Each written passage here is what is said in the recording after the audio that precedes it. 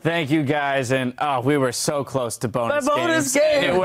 It was a great fight by AHQ, but I do want to jump directly into our replay. It is this final fight, and Spawn, I'm throwing it to you because I think it's worthwhile to look at how SKT took advantage of their man advantage on the map. Yeah, and exactly how they got there. So if we pull it up, SKT, as soon as you make that first mistake, are going to jump on top of it. And exactly that happened. Albus went into the red buff, tried to get some vision for himself, and was completely deleted off the map. So if let's pull that up, please. Yeah, so if we grab the replay.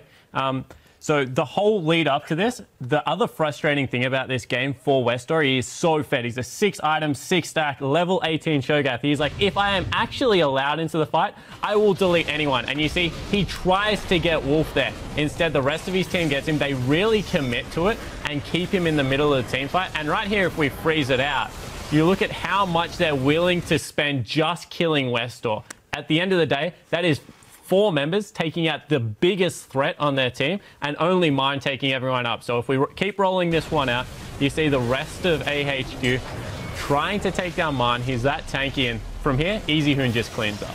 Oh yeah, it's a beautiful wall too here that we're about to see by EasyHoon, pushing the last couple members back into the team. EasyHoon just overall having an amazing performance, I think, on this Alzir. He got him during a tunnel too. Yeah, heartbreaking. And to be honest, you know, it is a heartbreaking way to lose that game there for AHQ, having been in such great position and picking some pretty stellar fights. What was Albus doing? To be caught out exactly and create that 4v5 to begin with. You know, going into the game, we thought it could be a close game just from the way that AHQ had been playing, and it was. For the very beginning, it was very close, and then AHQ started building on the gold lead. But I think they just got a little bit too antsy and didn't really focus as to what their team composition needs to do versus a heavy wave clear such as Azir. The 4th Dragon, when they got a nice kill in the mid lane, instead of prioritizing the turrets, you kill Azir, that's the go. You need to go for a tower now because it's the only chance you're going to go for that.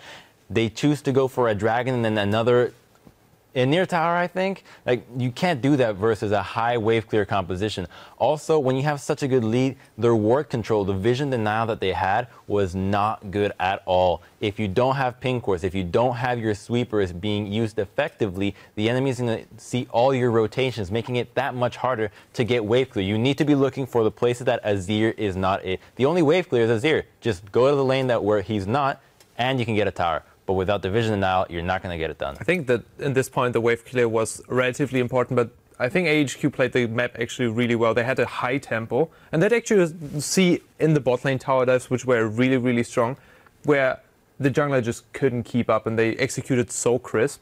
And what that leads to is both teams have those really crisp executions from their strategic play. So what you see on the map is they get a kill on the one side for SKT, and on the other side you see EDG pick up a kill. And that is just both teams, instead of trying to go back and defend, both go aggressive and get the kills. We'll go back into the early game play from AHQ. We do have an interview ready before we look at the semifinals. Let's set up the stage for it. We're going to send it over to Shox, who's joined by one of SKT's